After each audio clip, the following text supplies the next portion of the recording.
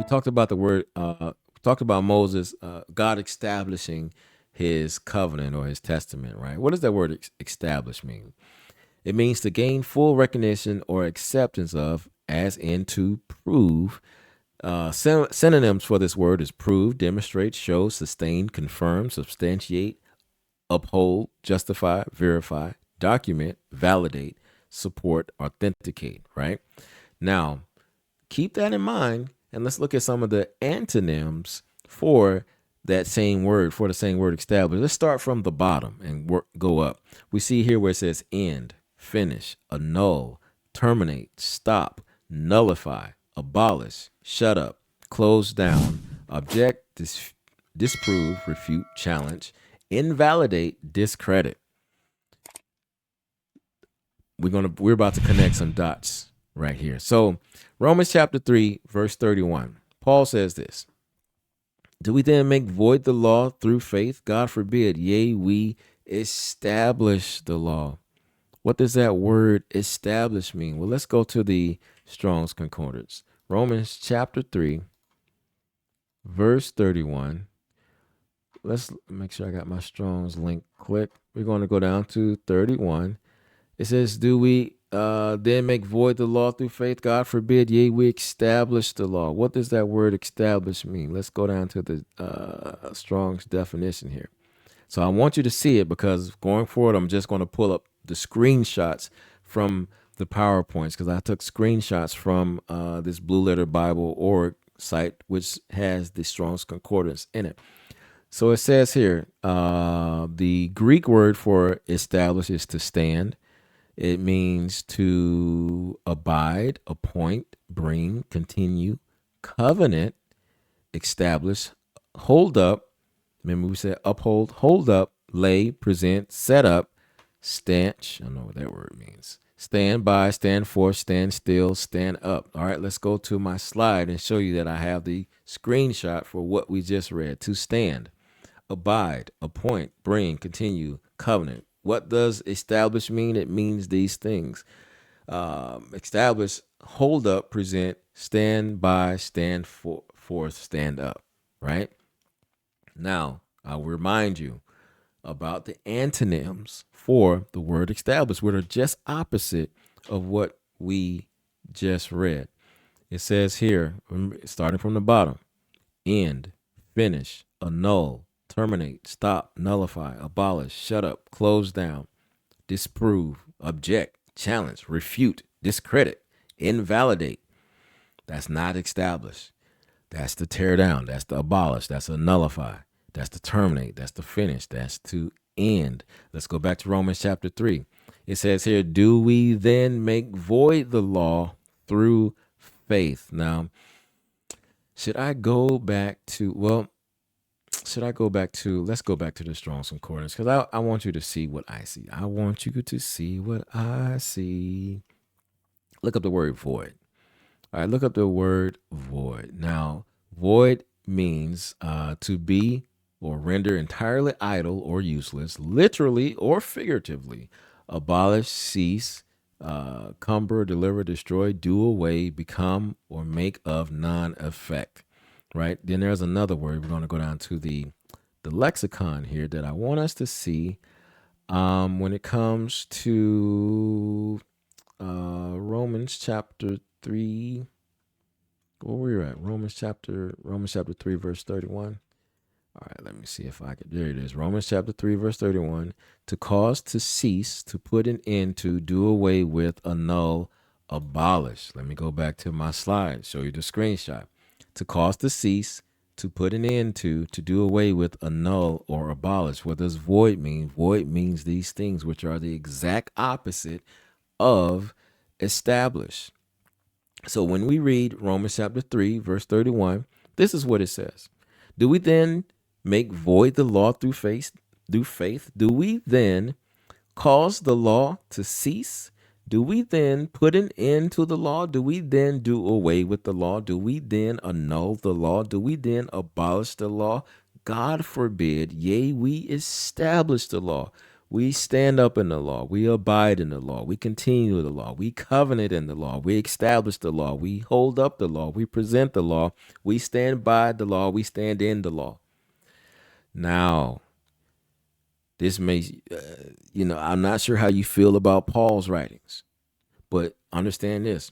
Paul is in agreement with Jesus because when it comes to void and establish, Jesus said the same thing when it came to understanding what the words destroy and fulfill mean. Let's look at Matthew chapter 5, verse 17. Matthew chapter 5, verse 17 says this. Think not that I am come to destroy the law or the prophets. I came not to destroy, but to fulfill. So I'm just going to show you the screenshot from that same Strong's Concordance site. The screenshot says this. What does destroy mean? To overthrow, i.e. to render vain. Remember, we saw that word when we defined void. To render vain, to deprive of success, to bring to naught. That means you're bringing it to nothing. Depriving it of force, annul, abrogate. Abrogate means to do away with. To abrogate or discard. When we talk about destroy, these are the terms that apply to destroy. These terms fit perfectly to the word void in Romans chapter 3, verse 31. Do we then make void the law through faith? God forbid. Yea, we establish the law. But guess what? Jesus says he didn't come to destroy the law. He came to fulfill the law. Now, many people will take this verse and they will say fulfill means to end, he did away with the law. They'll say we are dead to the law. So the law is of now none effect. Remember, talk about bring to naught as far as destroy means. They say Christ satisfied the law. But when they say these things, the definition of the word fulfill, they're taking it, they're applying the wrong definition to the word. What I want to do, I'm gonna go to the Strong's dictionary on this one because I want you to see what this word means. Now, remember how we looked up words and they had, when we talk about covenant and contract, and there was like a 1A, 1B, 1A, 2A, 3A, and all those, and you have to find the right definition that fits the context. This is kind of where people get tripped up. I'm gonna go ahead and show this. I didn't plan on showing this, but I'm gonna go ahead and show it. This is kind of where people get tripped up. What text was that? Matthew 5:17.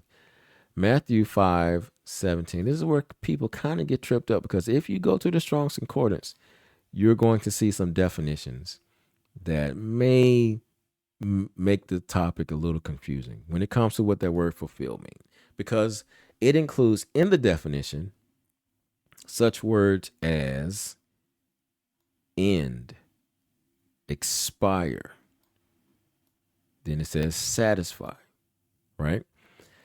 But we have to understand that there are several usages of the word fulfill in the Bible. We talk about the outline of Bible usages. You have to make sure that you're applying the right usage of the word to the context that we're talking about, because if we say end or expire, doesn't that sound like destroy and void? Well, guess what? Are we talking about cramming a net to fulfill? No. Are we talking about leveling up a hollow to fulfill? No. Are we talking about holding an office or executing an office, fulfilling a position, fulfill an office? No. Are we talking about any type of particular task, such as the roofers need to fulfill their contract?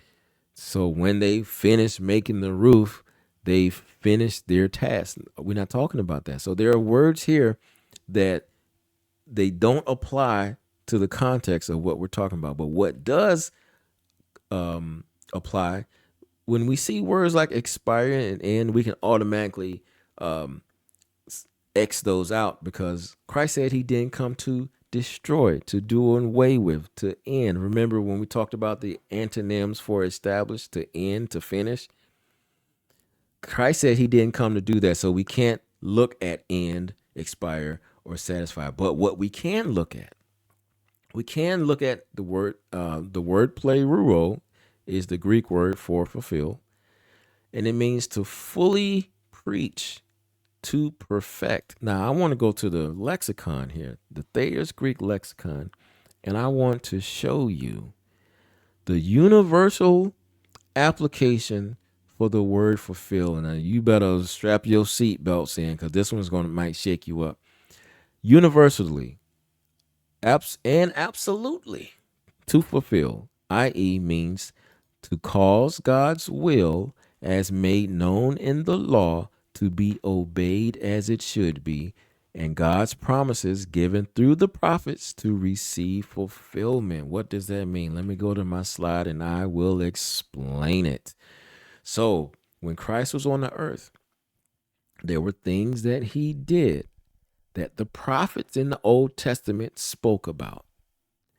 They talked about how he would be led as a lamb to the slaughter, talking about his crucifixion. So in the New Testament, Christ had that to play out. They talked about the prophet David, through the Spirit of God, talked about his garments being auctioned off or cast lots for his garment. Well, when Christ was on the cross, that's what they did. And we can find in the scriptures a lot of things that Christ did was so that scriptures can be fulfilled. God said this so that scriptures can be fulfilled. This was done so that scriptures can be fulfilled. If you go to your Bible app or whatever and search scripture fulfilled, you'll see all the little times where something was done, something was said, something happened where scriptures might be fulfilled. That word fulfilled plays into this part of the definition where it says God's promises given through the prophets to receive fulfillment. But don't overlook the first part of this definition. He says Christ didn't come to destroy, but to fulfill, to perfectly preach, to perfect our understanding. Why? To cause God's will, as made known in the law, to be obeyed as it should be. To cause God's will, as made known in the law, to be obeyed as it should be. There are many people, again, they preach and teach Matthew 5:17, and Christ fulfilled the law. He satisfied the law. So we dead to the law. He did away with the law. And again, when they say the law, they're applying it to the 10 Commandments, understanding misunderstanding that the things that had an expiration date are written in the book, not in the stone. What's the stone is the transcript of what God spoke. God says, my covenant will I not break, nor alter the thing that is going out of my mouth. Jesus says, Matthew 4:4, man shall not live by bread alone, but by every word that proceeds out of the mouth of God. But he says in David, in Psalms 89, I'm not going to alter the things that come out of my mouth. So when people want to say Christ did away with the law, and they really only mean the 7-day Sabbath, because they still believe in don't have no other gods before him, don't take his name in vain, don't have no other gods, don't take his name in vain, don't worship idols, honor your parents, don't kill, don't steal. All of the other 9 commandments they believe in. But when it comes to that 4th commandment, that the Saturday, the 7th day of the week is the Sabbath, God did away with the law. He fulfilled the law. He satisfied the law. We don't have to. And the word that they use for fulfill is the same words that apply to destroy and void. God said he didn't come to destroy the law, but to fulfill. Now, the problem that I have with many people that teach that fulfill and satisfy means end, expire, do away with, abolish. They're misunderstanding which laws in the book have that expiration date. They go to Ephesians 2, Colossians 2, don't let no man judge you in Sabbath days, and they want to get rid of all the Sabbath days, including the ones that came out of God's mouth. When God says, my covenant will I not break, nor alter the thing that's going on in my lips. Remember I said people say the law, it could be the stone or the book, but when people teach what they're teaching according to Matthew 5:17, they say the law, and they just do away with everything. That is wrong. Christ says he came to fulfill, to cause God's will as made known in the law to be obeyed as it should be. Now, the problem that I have, again, if people would continue to read in Matthew chapter 5, they would see evidences of Christ fulfilling the law. See, people always talk about Christ fulfilled the law, and they always point to his death ended and expired and did away with and abolished. But Christ, Matthew, what I say? Matthew chapter 5. Christ shows examples of him fulfilling the law. Was that Matthew chapter 5? Yep, it was Matthew chapter 5. He shows examples of him fulfilling the law. What do I mean by that? This is an example of Christ fulfilling the law, perfecting the law, perfectly preaching the law, causing God's will as made known in the law to be obeyed as it should be. Matthew chapter 5, verse 21. Jesus says, and ye have heard it was said by them of old time, thou shalt not kill, and whosoever shall kill shall be in danger of judgment. Then Jesus says, but I say, this is Christ fulfilling the law. I don't know if you're going to ever find, I've never come across any Bible teacher, any Bible scholar, any Bible professor, or any person online who has a ministry that's teaching Matthew 5:17 about Christ fulfilling the law. And they actually show you examples of Christ fulfilling the law when it's written right here in the book. It's written in the same chapter. Jesus says, but I say, this is Jesus showing us God's will as made known in the law to be obeyed as it should be. He says that whosoever is angry with his brother without cause shall be in danger of the judgment. He's showing us he's showing us God's will as made known in the law and how it should be obeyed. Let's see another example here. He says, ye have heard that it was said by them of old time, thou shalt not commit adultery. Jesus says, but I say, I'm going to show you God's will as made known in the law. I'm getting my words mixed up. To cause God's will as made known in the law to be obeyed as it should be. So committing adultery is not just with married people. A lot of people say, I'm not married. How can I commit adultery?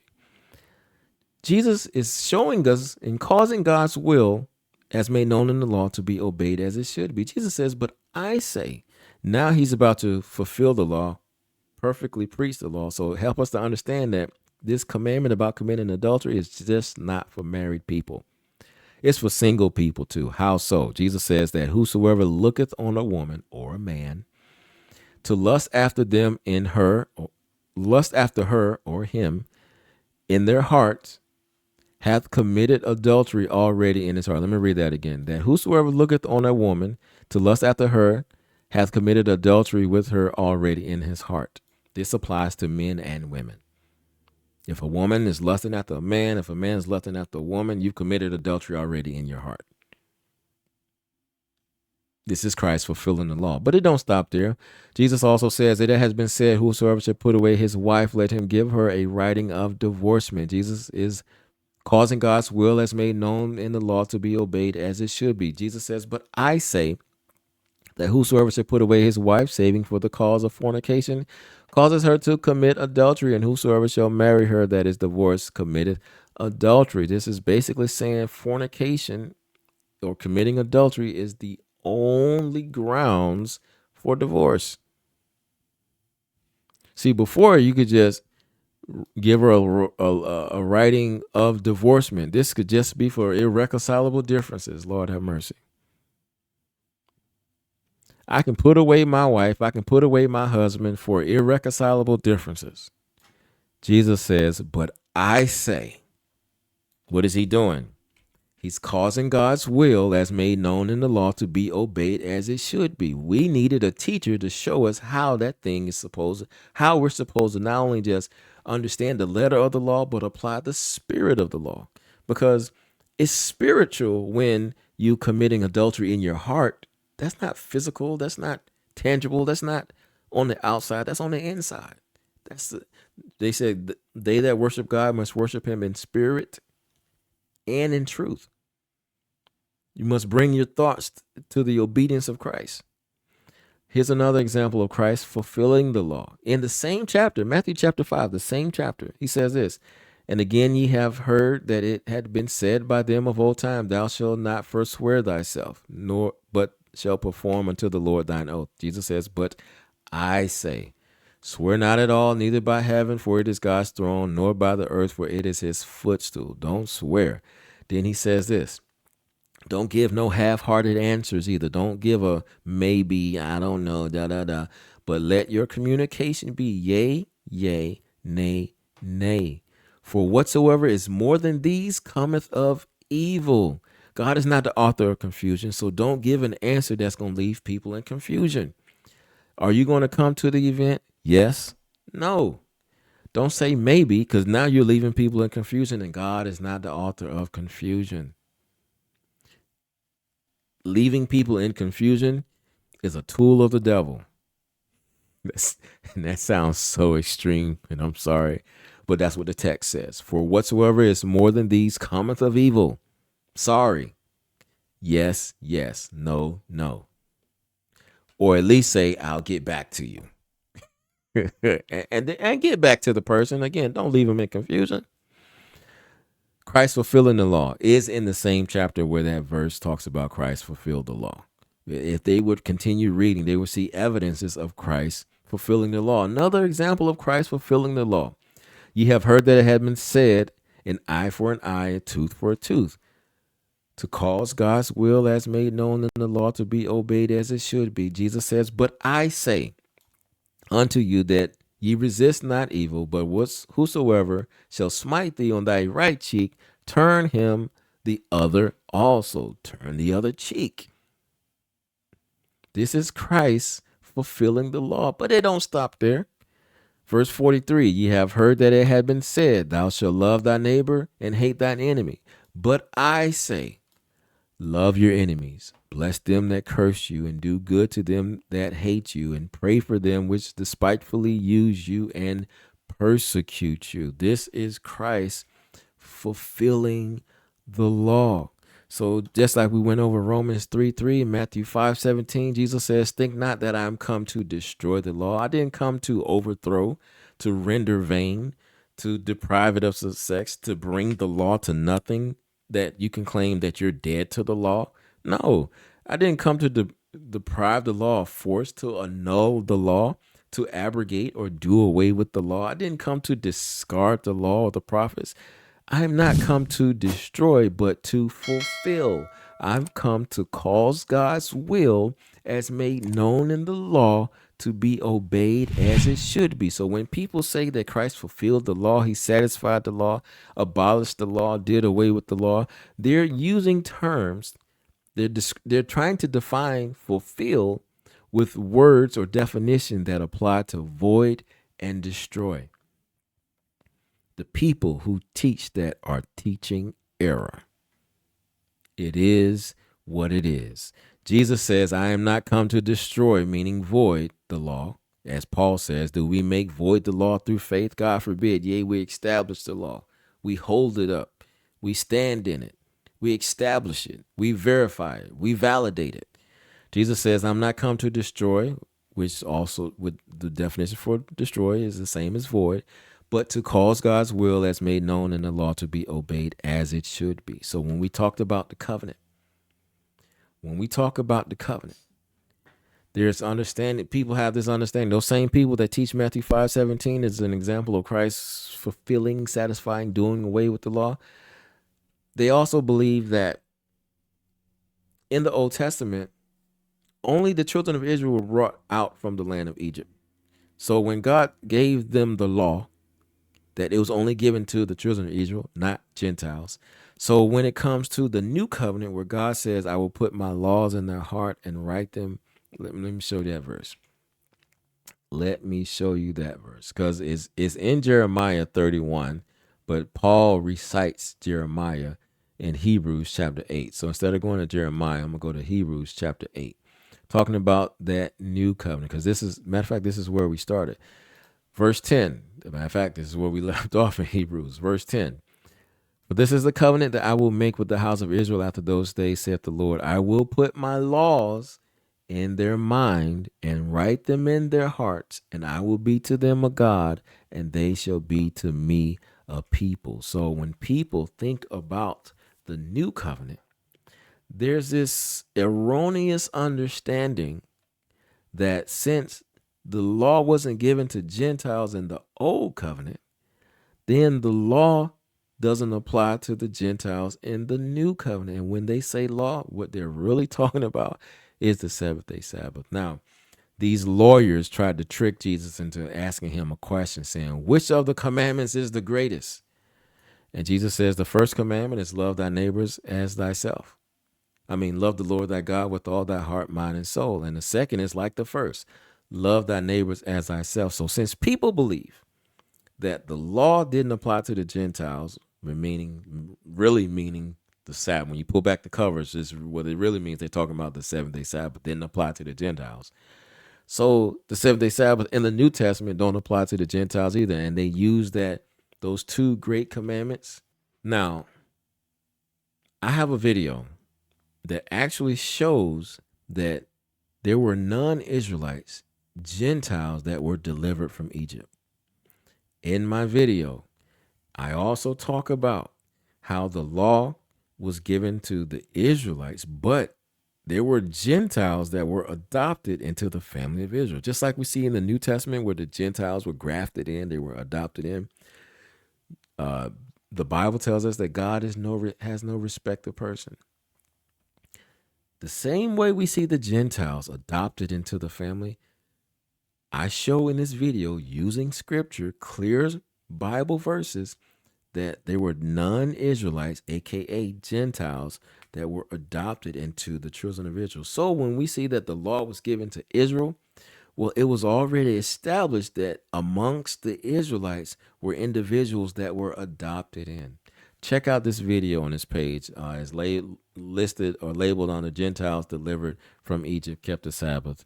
I might also, if I can remember, to put the link in the description. So because people have this understanding, this idea that the law didn't apply to the Gentiles in the old, then they say, well, the law don't apply in the Gentile to the new. So what they do is, instead of accepting that God's law, the same law will be in the New Testament as the same law that's in the Old Testament will be the same law that was in the Old Covenant will be in the New Covenant. They want to replace it with love. Love the Lord thy God with all thy heart, mind, and soul. Love thy neighbor as thyself. When Jesus says, on these two hang, or on these two depend all the law and the prophet. All the law depends on love.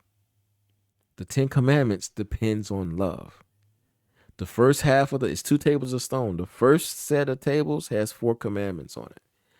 Love and don't have no other gods before him.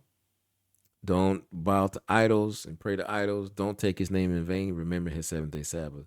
Love the Lord thy God with all thy heart, mind, and soul. The last 6 commandments are on the second tables of stone. And those fall under love thy neighbor as thyself. So when it comes to understanding the old covenant and the new covenant, first of all, we understand covenant. We understand its various applications: a binding agreement or alliance between 2 or more persons or parties, a document, meaning the 10 Commandments, also including the book of Moses that describes the terms of the contract. And then we see a transfer specifically of that contract to the care or possession of another by the will of a testator. We see the binding agreement. We see the document describing the terms of the contract or alliance, and we see the transfer. So all of these things apply to covenant. Then we ask ourselves again, what is his covenant? His covenant, which he declared unto you and commanded you to perform, even the 10 Commandments. The 10 Commandments is his covenant. So let's understand this, and I pray that we understand this. Understanding the terms that apply to covenant, the transfer of a contract to the care or possession of another, a binding agreement, and a written document. We can say this: the old covenant is based on what was spoken. He says, if you will obey my voice indeed and keep my covenant. And the people said, all that the Lord has said we will do. It's based on what God said. Not specifically what he had written, but understanding what he wrote was what he spoke. So the old covenant is based on what was spoken, backed by what was written. The new covenant, let me show you again, Hebrews chapter 8. For this is the covenant that I will make with the house of Israel after those days, saith the Lord. I will put my laws into their mind and do what? Write them in their heart. So the new covenant is based on what is written in the heart and put in the mind, but it's backed by what was spoken. What was spoken? God's law, his 10 commandments, his covenant. His covenant will he not break. So when I ask this question, what did God say about the covenant that he spoke? He says this: my covenant will I not break, nor alter the thing that is gone out of my lips. When it comes to his 10 commandments, all 10, not excluding not one, excluding not one. We're not taking any out. That's what I mean. Including his 7-day Sabbath, he's not altering it. He's not altering it. He's not changing it. So when we read what I can't remember exactly, Colossians 2, Ephesians 2, let no man therefore judge you in Sabbath days, guess what? It's talking about some of the Sabbath days that's written in the book. It's not talking about the Sabbath day that came out of God's mouth. Man shall not live by bread alone, but by every word that proceeds out of the mouth of God. God's 10 commandments proceeded out of his mouth. It is his covenant, which he declared and commanded you to perform, and wrote them down on 2 tables of stone. So understanding that whatever this law is in the new covenant that God is going to put in our minds and write in our hearts, guess what? It's the same words that he wrote and spoke in the old covenant. All right, y'all. I pray that you be blessed. Remember to hit that like and subscribe button. Leave a comment. What are your thoughts on this lesson? And let's have a discussion. All right, y'all. Be blessed.